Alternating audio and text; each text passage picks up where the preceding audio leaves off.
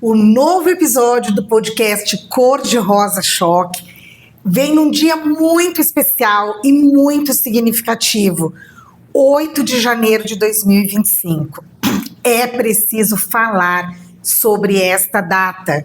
Eu estou, inclusive, aqui de verde e amarelo, olha, porque são símbolos que a gente tem que se apropriar, são símbolos nossos, símbolos do nosso país, do Brasil. E com muita alegria, com muito orgulho, estamos recebendo aqui hoje, no podcast Cor de Rosa Choque, a juíza federal Raquel Domingues do Amaral. Ela não está aqui hoje como juíza, mas sim como cidadã e exercendo sua vocação para o magistério, ela que é doutora em Direito do Estado pela USP.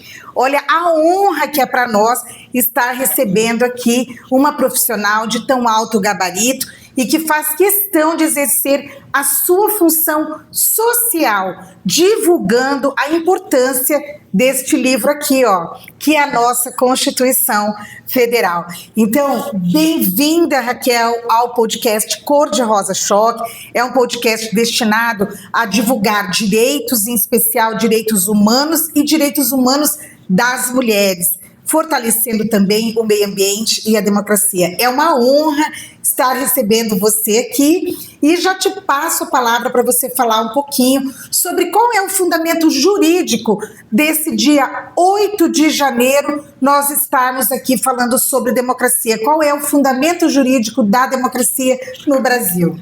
Bom dia, Gisele, bom dia a toda a comunidade do podcast Rosa Choque. É uma imensa alegria, uma imensa satisfação estar aqui hoje, para fazermos reflexões sobre esse evento histórico, um evento triste, mas que não pode ser olvidado, não pode ser esquecido e sobre o qual nós temos que produzir, sim, reflexões para que não mais ocorra.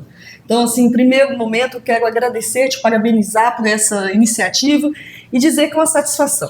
Eu estou muito satisfeita em estar aqui no dia de hoje, primeiramente satisfeita com as instituições brasileiras.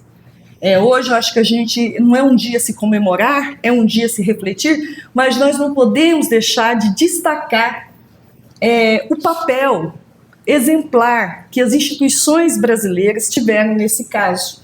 Então eu, como cidadã brasileira, me sinto assim, muito satisfeita, muito feliz em saber que as instituições resistiram e cumpriram o seu papel constitucional, E sobre o fundamento de nós estarmos aqui hoje fazendo reflexões sobre esse episódio, esse lamentável episódio, são os princípios republicanos.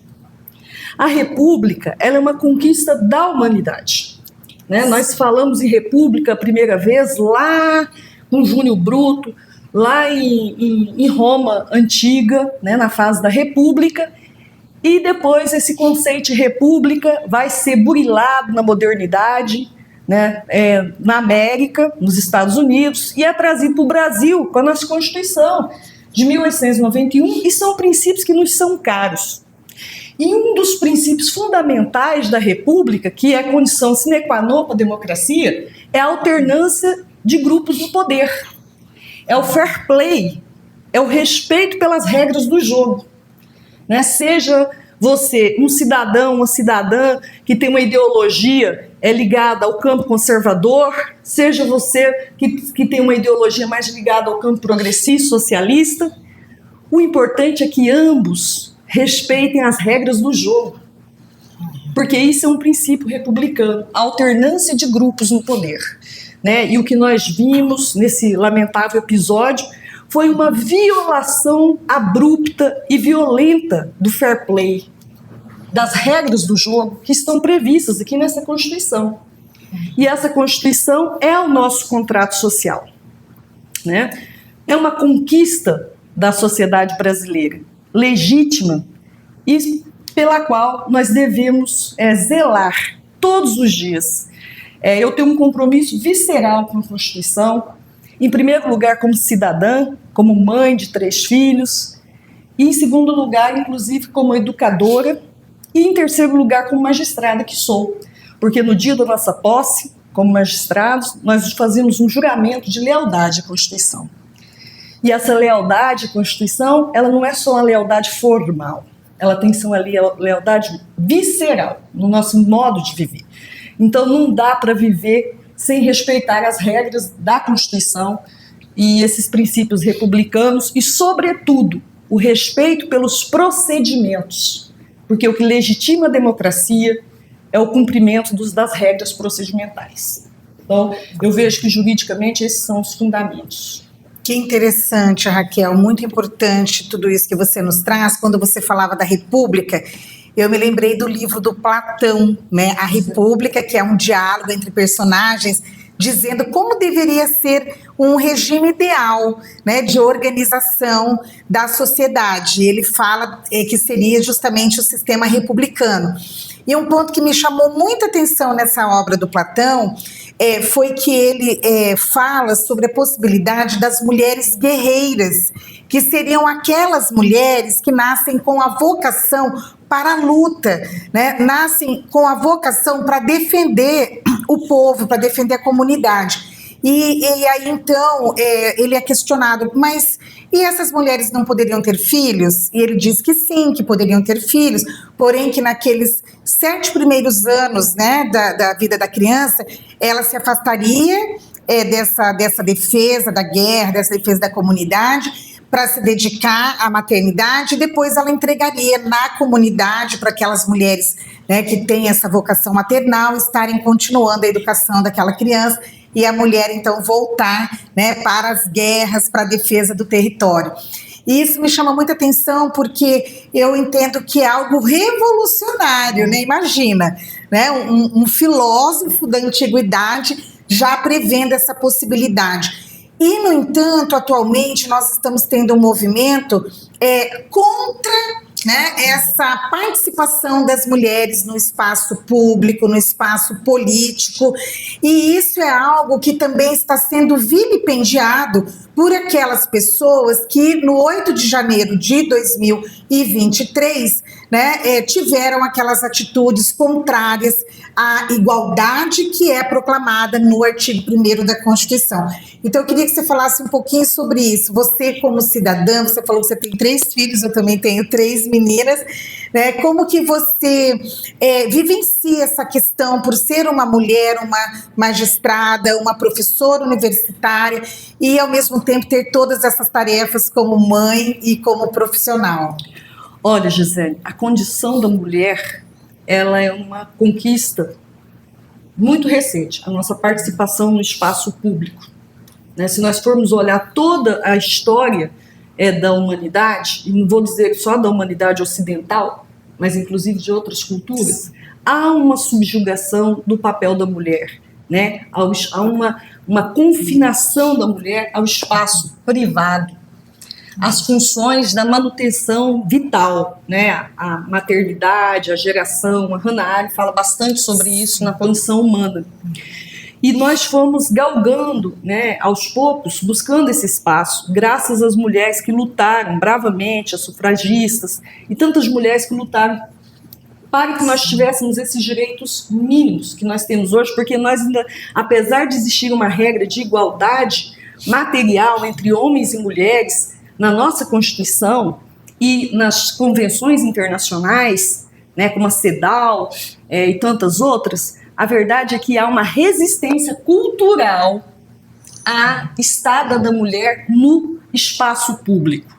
E todas as vezes que nós presenciamos uma recessão democrática, o primeiro grupo a ser atingido são as mulheres. Então, o autoritarismo, ele é inimigo da presença da mulher no espaço público. Todos os países autoritários, todos os regimes ditatoriais atacam os direitos das mulheres, né? E as mulheres são cooptadas, aquelas mulheres que chegam a galgar uma posição no espaço público, nesses regimes autoritários, elas só são permitidas a estar no espaço público se tuteladas por um homem, se fizerem o jogo do status quo, né? Então, a gente vê essa recessão democrática no mundo todo, e essa recessão democrática, ela afeta os direitos das mulheres. Nós presenciamos isso em países, né, como no leste europeu, na Hungria, na Turquia, né, nos países que são do Oriente Médio, e aqui também na América do Sul, na América Latina e até nos Estados Unidos da América também. Nós presenciamos hoje uma ascensão, né, de um pensamento que quer confinar a mulher no espaço privado. Então, os nossos direitos, e não só os das mulheres, mas todos os nossos direitos, são conquistas. Não são direitos dados, são direitos conquistados. E esses direitos, eles podem ser perdidos a qualquer momento. Nós podemos dormir com os nossos direitos e acordar sem os nossos direitos. Então, eu, como mulher, hoje, eu vejo uma grande ameaça às nossas conquistas, né? Há uma ameaça explícita à presença da mulher no espaço público, uma violência simbólica, uma violência física, principalmente a violência contra mulheres que ocupam cargos de poder, seja no poder legislativo, seja no poder executivo, seja no poder judiciário. Então, eu estou sempre atenta na luta por esses direitos. Eu não me sinto ainda sossegada.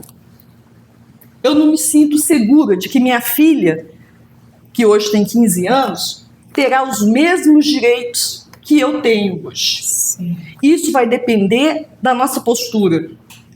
Porque é lamentável que mulheres que estão no espaço público, que são profissionais, falem de boca cheia que não gostam do feminismo. Sim. É uma falta de informação, porque foram as feministas que lutaram e até morreram para que nós tivéssemos esses direitos aqui. Né? E a propósito, nesse dia de hoje, quero lembrar aqui a bancada do batom, que foram as mulheres que lutaram lá na década de 80 para que nós tivéssemos esse direito de igualdade aqui na Constituição.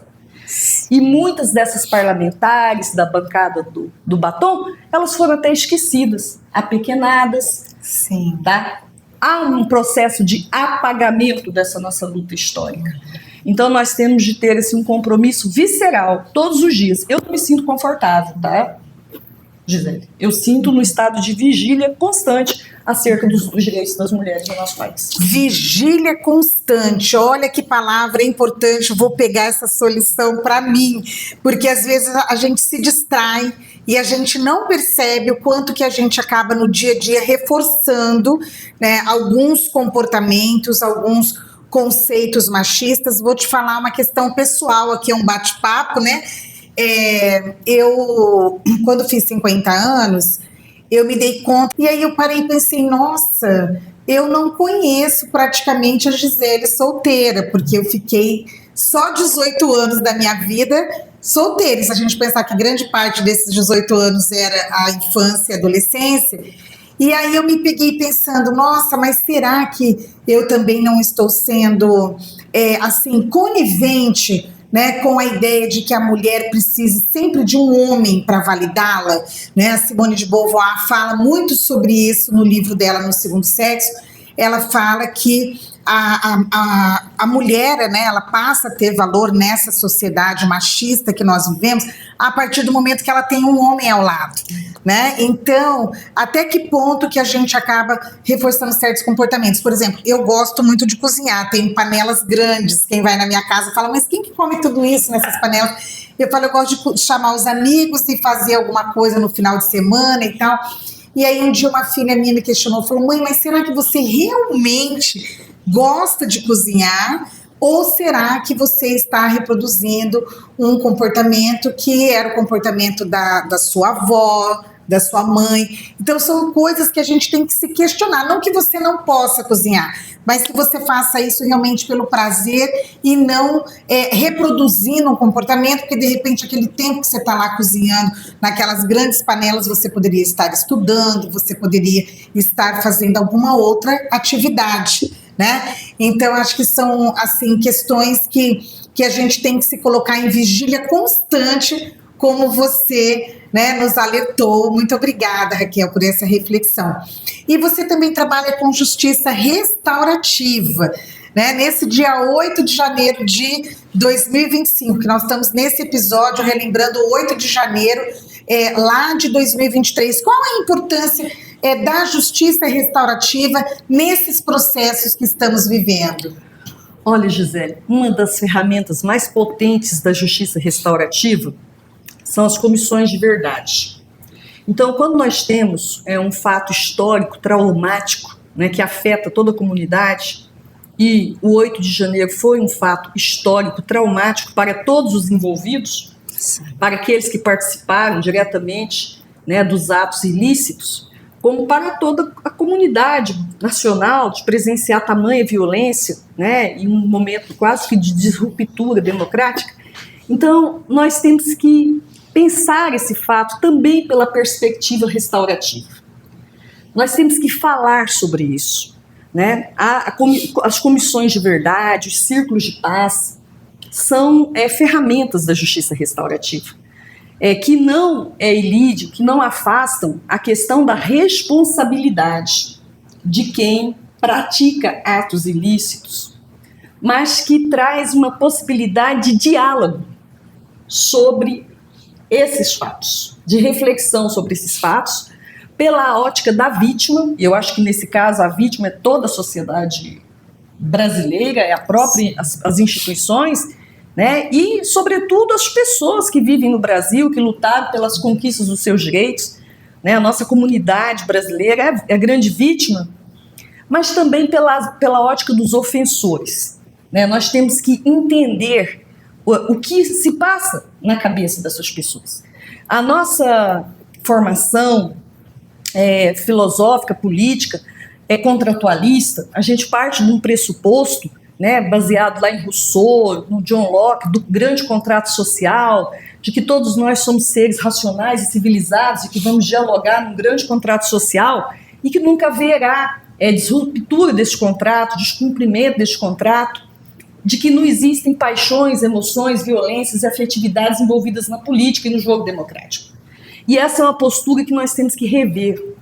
É a grande reflexão que eu acho que o 8 de janeiro nos deixa, né? Nós não podemos fantasiar e achar que não vai haver antagonismos e dissensos acerca dos próprios princípios republicanos e da própria democracia. Mas, então nós precisamos, além de buscar responsabilidades normativas, nós precisamos entender, né? Porque tantas pessoas, né, pessoas comuns foram enredadas nessa trama. E aí eu me lembro da Hannah Arendt, me lembro da banalidade do mal, né, quando ela vai lá em Jerusalém ouvir o julgamento do Eichmann, e aí ela fala, olha, ele era um cidadão comum, né, que não teve capacidade de formular juízo de valor. Então, a gente não pode pensar que todas essas pessoas que estavam envolvidas nessa trama golpista, hedionda, que todas elas eram pessoas monstruosas. Nós precisamos também ouvir essas pessoas, né? E nós temos hoje uma postura na filosofia política que é muito apregoada pela filósofa belga, pela Chantal Mouffe, e pelo filósofo argentino Ernesto Laclau, que fala sobre a questão que a gente tem que desmistificar essa coisa do contrato social, de que nós todos somos racionais, estamos dentro dessa adesão ao contrato social de forma racional, né? Existem as paixões, existem as afetividades, né? E nós temos que pensar a comunicação na política também a partir dessas afetividades, também a partir dessas paixões. E esse elemento da afetividade, da paixão, dentro do processo democrático, ele foi abruptamente influenciado pelas redes sociais. Porque a linguagem digital que se usa nas redes sociais é a linguagem da afetividade. É a linguagem do afeto, não é o discurso racional. Não é o discurso de John Locke, não é o discurso de Rousseau, não é o discurso dos iluministas. Sim. E esse foi um discurso que foi usado para enredar as pessoas, o cidadão, a cidadã comum, nessa trama golpista. Então, assim, como estudiosa de justiça restaurativa, eu penso que não basta só a gente buscar as responsabilidades penais dessas pessoas, mas nós temos também que ouvi-las. Nós temos que talvez estabelecer comissões de verdade acerca deste fato, continuarmos as comissões de verdade dos fatos pretéritos sobre os regimes ditatoriais que teve no Brasil, foi retomada a Comissão da Verdade. Eu acho que, na verdade, o que aconteceu agora é uma continuidade do que nós tivemos na década de 60, da ditadura anterior, do regime anterior, e nós temos que falar sobre isso, e falar sobre isso sem tabu, de parte a parte. Então, eu acho que nós temos que retomar com muita seriedade as comissões de verdade, e inclusive inserir dentro deste contexto de comissão de verdade, círculos de paz, essas pessoas, esses fatos que aconteceram no 8 de janeiro. Muito bom, Raquel. Eu me lembro até que a Hannah Arendt, ela sofreu, assim, reprovação de todos os lados, né? Inclusive dos seus pares, né? Dos judeus, que ela era de origem judia, e quando ela foi designada para acompanhar o julgamento do Eichmann, ela falou, olha, ele é um cidadão comum, né? Ele não é realmente uma grande mente que programou, né, todas aquelas atrocidades do nazismo, ele apenas cumpria ordens do cidadão comum. E nós estamos vendo no episódio do 8 de janeiro pessoas que foram usadas, né, de uma maneira maniqueísta, né, por mentes que são mentes a serviço de ideias que rompem com o nosso pacto civilizatório, né? Então, assim, às vezes eu me pego pensando, devido especialmente à questão dos problemas ambientais que nós estamos enfrentando, as transformações climáticas, que nós precisaríamos de um novo pacto social, porque esse nosso modelo de produção, esse nosso modo de vida, esse nosso padrão de consumo, não se coadunam com a perpetuação da vida humana sobre a Terra, né? Nós estamos esgotando os nossos recursos naturais. E eu lembro também que o livro A Condição Humana, da Hannah Arendt, ela começa dizendo do episódio em que pela primeira vez um satélite, né, foi lançado ao espaço e conseguiu, né, permanecer no espaço, embora não fosse Sol, Lua ou estrela, né, e que a humanidade foi tomada de um assombro diante da possibilidade de se libertar da sua prisão na Terra. Né, porque naquela época a humanidade pensava que nós tínhamos muitos outros planetas Terra para a gente conquistar, né? Então nós crescemos aí dentro da Guerra Fria numa perspectiva de que possivelmente, né, num breve espaço de tempo a gente ia estar visitando outros planetas em naves espaciais. Eu lembro quando eu era criança já tinha aquele desenho dos Jetsons e eu achava que quando eu tivesse meus 30, 35 anos eu já ia estar, né, passeando aí pelas demais galáxias até, não apenas a Via Láctea. E o que aconteceu? A corrida espacial, ela foi muito mais lenta, né, do que a possibilidade de que esse planeta Terra se esgote. Né? Assim, a nossa caminhada civilizatória mostrou que nós não temos um planeta B, nós não temos um plano B, né? E então, quando a gente fala de um possível novo pacto civilizatório com esse componente ambiental, eu fico pensando até que ponto isso é possível, porque eu tenho muito medo toda vez que a gente fala de rever o que já conquistamos, porque aquele princípio da proibição do retrocesso em direitos sociais, em direitos ambientais, né, em direitos democráticos, está sendo parece cada vez menos valorizado, né? Então, eu sei que você também é ambientalista, defensora do meio ambiente, eu queria que você falasse um pouquinho sobre isso.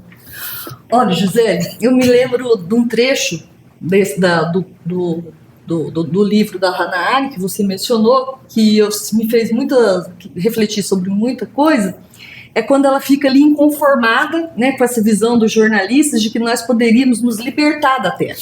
E daí ela fica inconformada, ela fala assim, como libertar-se da Terra? Nós somos parte da Terra. Sim. Não há como nós nos libertarmos da Terra. A nossa condição humana faz parte da Terra. Sim. Nós não somos o ser humano aqui e a natureza lá, a Terra lá. A Terra é um organismo vivo e nós somos parte desse organismo vivo. Só que esse organismo vivo, ele foi alijado do contrato social. Todo esse nosso pacto civilizatório, essas conquistas que nós tivemos, e que já foi um grande avanço, elas precisam realmente de revisão. Uma das revisões que precisa é a inclusão dos seres não humanos no contrato social. Essa é uma dos pontos da minha tese, né, de doutorado sobre os direitos da natureza. Os seres não humanos, eles também têm dignidade. Eles também têm subjetividade.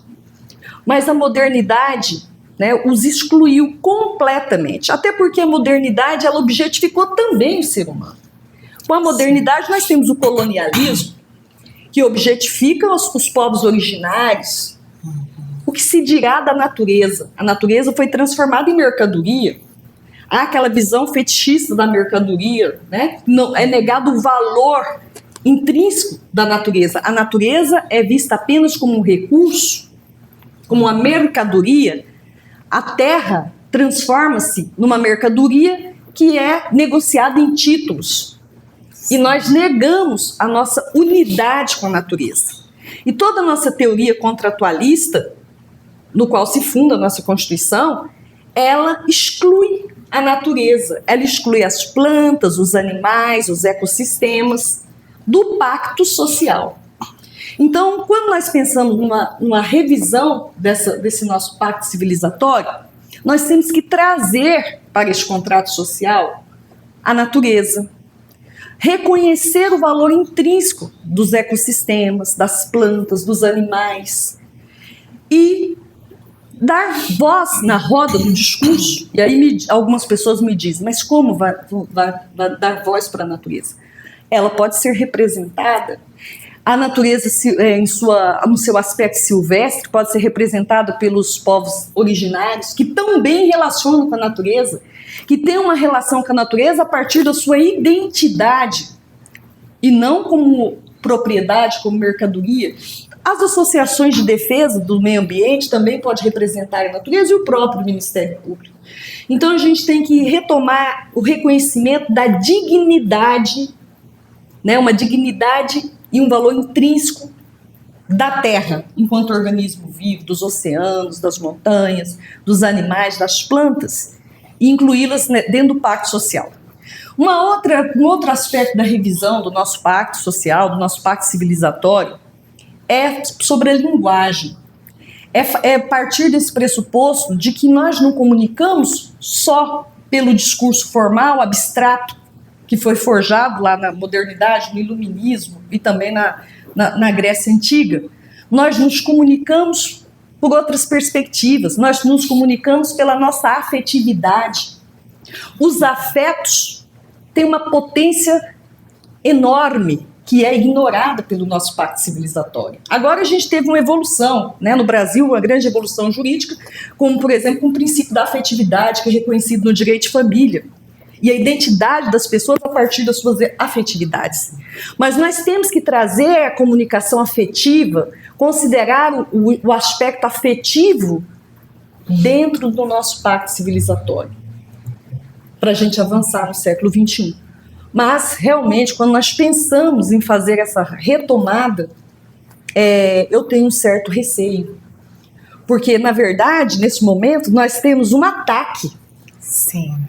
Contra esses direitos aqui que já foram conquistados.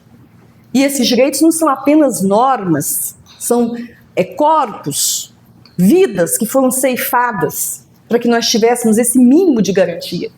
Então, neste momento que eu achava, Gisele, que seria um momento que a gente dava virada para incluir a natureza na roda do discurso, no pacto social, para trazer a afetividade para dentro nossas instituições, né, como um princípio ligado à dignidade da pessoa humana, mas o que eu vejo é o contrário.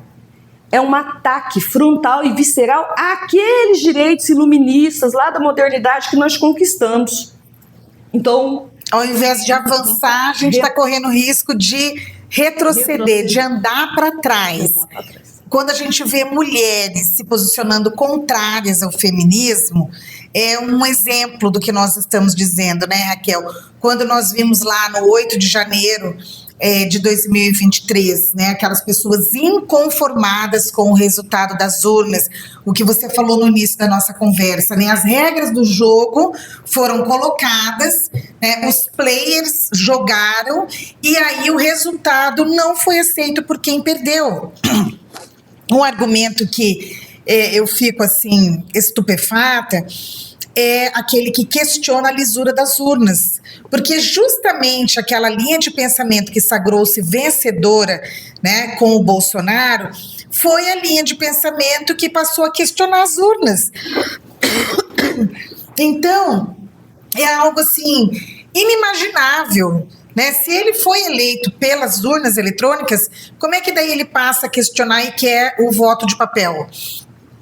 Né? Quer dizer, nós que vivenciamos o voto de papel, eu trabalhei em muitas eleições, né, ali na fiscalização, é muito mais fácil você ter um problema de fraude no voto de papel do que na urna eletrônica, né? Então são coisas assim que violam os mais comezinhos, né, princípios que nós temos no jogo democrático, né? Então, realmente, quando a gente vê um ministro do meio ambiente falando, olha, vamos aproveitar a pandemia, vamos aproveitar que está todo mundo prestando atenção na pandemia, nas mortes decorrentes da Covid, né, para passar a boiada e retroceder na proteção ao meio ambiente. Então eu falo, isso não é um ministro do meio ambiente, isso é um antiministro do meio ambiente, né? E assim, uma coisa que eu fico pensando, lá na Grécia Antiga, na Roma Antiga, né, que tem aqueles modelos que nós copiamos, principalmente aqui no direito continental, o que se pensava é que os representantes dentro de um sistema, né, de eleição de representantes seriam os melhores, seriam os mais bem preparados, seriam os que estudaram, seriam aqueles que têm compromisso com esses pactos civilizatórios. E, no entanto, a gente vê que parece que o eleitor, o cidadão, ele perdeu um pouco essa dimensão. Então, o tal do voto de protesto, que às vezes elege uma pessoa totalmente despreparada, que todo mundo sabe que é despreparado, mas acha engraçado, né? Às vezes é alguém da área do humor. Então, isso é algo assim que a gente fica preocupado, porque está aqui o nosso contrato, né? Está aqui o nosso pacto. Então, tudo aquilo que viola a nossa Constituição, aqui no artigo 1º, nós declaramos que a República Federativa do Brasil é um Estado democrático de direito, está escrito aqui na Constituição. Então, quando a gente vê movimentos como esse que aconteceu no dia 8 de janeiro, né, logo depois da eleição de 2022, é algo assim que realmente nos preocupa e faz ser muito importante espaços como esse que nós estamos tendo aqui de diálogo para esclarecer, né, a importância do respeito ao Estado democrático de direito. Seria isso, Raquel? Perfeito, sua análise é perfeita, Gisele. Nós temos que superar esse descompromisso com a democracia, né? É um fenômeno que tem hoje no mundo todo. A gente está presenciando isso na Europa, na América do Norte, em países da Ásia. Existe uma frustração, um niilismo. Isso é fruto de um niilismo que a nossa geração, que essa nossa humanidade presente vive, um vazio existencial, né? Nós esquecemos a utopia, né? Talvez esteja faltando utopias, né? Como diz lá o Eduardo Galeano, citando o Bini, que é um amigo, né? A utopia, para que ela serve, né? A gente dá um passo, ela dá dois. Então, para que ela serve? Para a gente continuar dando um outro passo em direção a um mundo melhor. E eu vejo um niilismo, um vazio de utopias, uma frustração, uma frustração da classe média, uma frustração também das classes operárias, e a gente vê uma desregulação da legislação trabalhista, dos direitos sociais, e aí a gente vê surgindo grupos de trabalhadores totalmente abandonados na informalidade, que sente uma frustração muito grande e sente uma revolta. Então nós temos uma massa de pessoas que estão se sentindo revoltadas. E tudo isso é potencializado pela crise climática, porque os recursos vão diminuir a cada dia. E pirão um pouco o meu primeiro.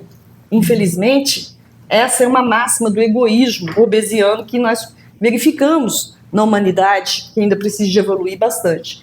Então, essas pessoas, elas estão sofrendo restrições nos seus direitos e tem um sentimento de impotência, um sentimento de frustração, um sentimento de revolta. E aí elas são cooptadas por essa linguagem autoritária que trabalha com esses sentimentos, com essas emoções negativas. E é um enredamento desse cidadão que se sente abandonado pelas instituições, pelo Estado democrático, para a antidemocracia, para chancelar a antipolítica. Né? Nós percebemos isso, como você falou, o antiministro dos direitos humanos que nós verificamos, o antiministro do meio ambiente, como a gente está verificando agora nos Estados Unidos, né? No novo governo que se inicia, que há figuras que foram alçadas à condição de ministros que são verdadeiros antiministros, porque têm pensamentos diametralmente opostos à pasta, né, ao exercício da função que a pasta propõe. Então eu vejo assim que por isso que eu imagino, na minha concepção, de que nós temos que ouvir. Nós, quando eu digo nós que estamos na academia, nós que somos da educação, nós que estamos nas instituições, nós temos que parar e ouvir o cidadão comum. Nós temos que estabelecer uma comunicação afetiva e pelo canal também das emoções. Não adianta eu falar do conceito de democracia formalmente para uma pessoa que está trabalhando como Uber, que está trabalhando fazendo entrega de alimentos, né, do iFood ou de tantos outros aplicativos, né, que não tem um mínimo de garantia, que trabalha 16 horas por dia. Se essas pessoas estão ali trabalhando desesperadamente, sem suas garantias previdenciárias, sem as suas garantias sociais, essas pessoas estão revoltadas. E essas pessoas passaram por um momento muito difícil na pandemia.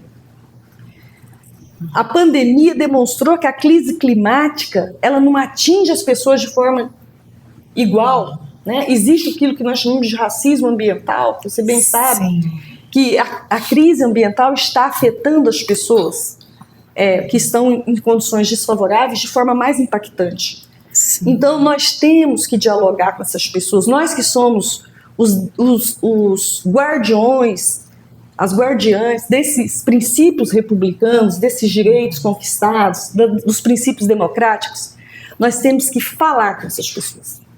Mas nós temos que reinventar a nossa comunicação. Sim. Não adianta a gente falar do ponto de vista apenas formal, pelo conceito abstrato.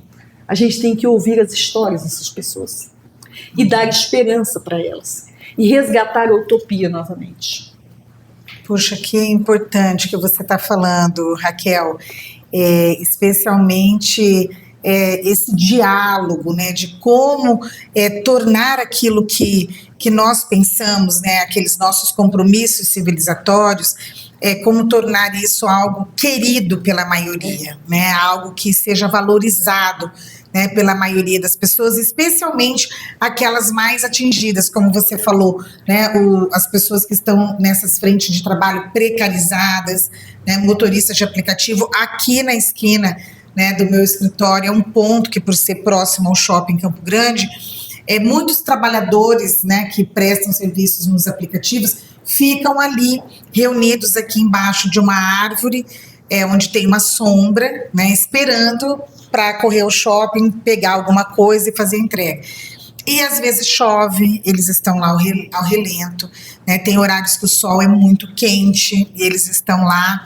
Então, realmente é muito triste a gente assistir a tudo isso, e muitas vezes esses motoristas do aplicativo, eles acham que eles são empreendedores, que eles são donos do próprio negócio, quando na verdade não são, né? E estão ali prestando um serviço para a comunidade, sem nenhuma garantia. Se de repente sofre um acidente de motocicleta, né, fica inválido e não tem muitas vezes nem o INSS, não faz o recolhimento do INSS. Então são problemas assim muito sérios e que nós deveríamos estar conversando para ir dali para frente e não, né, dali para trás. Então, assim, eu acho que a gente conseguiu já fazer uma série de reflexões e gostaria que você já colocasse as suas palavras finais para que a gente possa encerrar esse episódio. Olha, minhas palavras finais sobre essas reflexões sobre o dia de hoje é lembrar que a democracia, ela é como o ar que nós respiramos. Quando ela está presente, quando as instituições estão funcionando e a democracia está viva, nós não a percebemos. Nós estamos aqui respirando. E o ar não tem a menor importância para nós. Nós não estamos pensando no oxigênio, mas nós só estamos aqui por causa do oxigênio. Assim é a democracia. Quando falta o nosso oxigênio, aí a gente sente quão importante ele é. E nós sentimos isso na pandemia, né? Quantas pessoas morreram afogadas no seco por falta de oxigênio.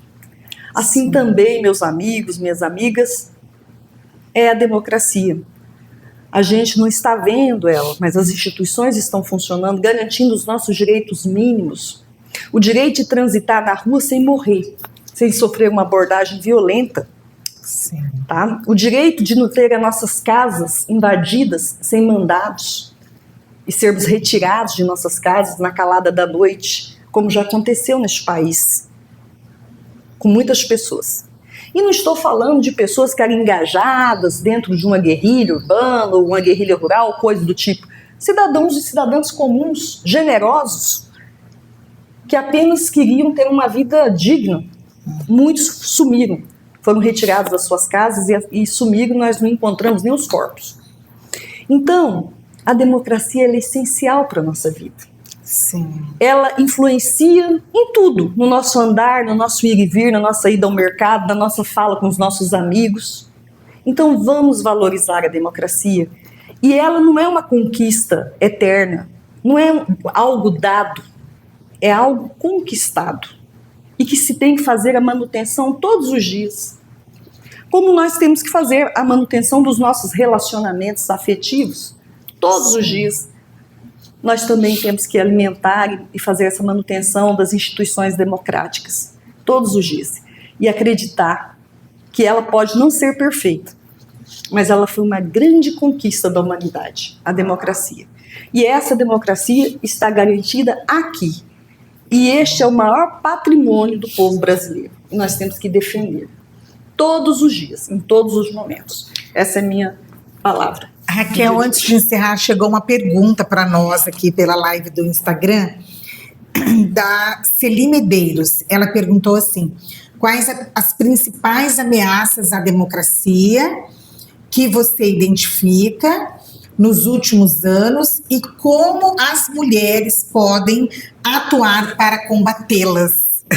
A maior ameaça à democracia é o descontrole das redes digitais.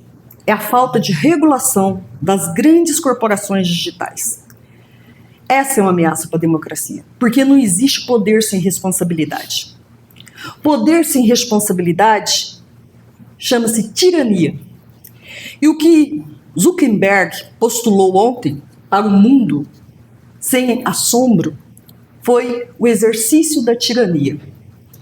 E as instituições brasileiras, as instituições europeias, as instituições de todo o mundo, que são frutos de um pacto civilizatório, não devem ceder ao assédio das grandes corporações que querem a tirania.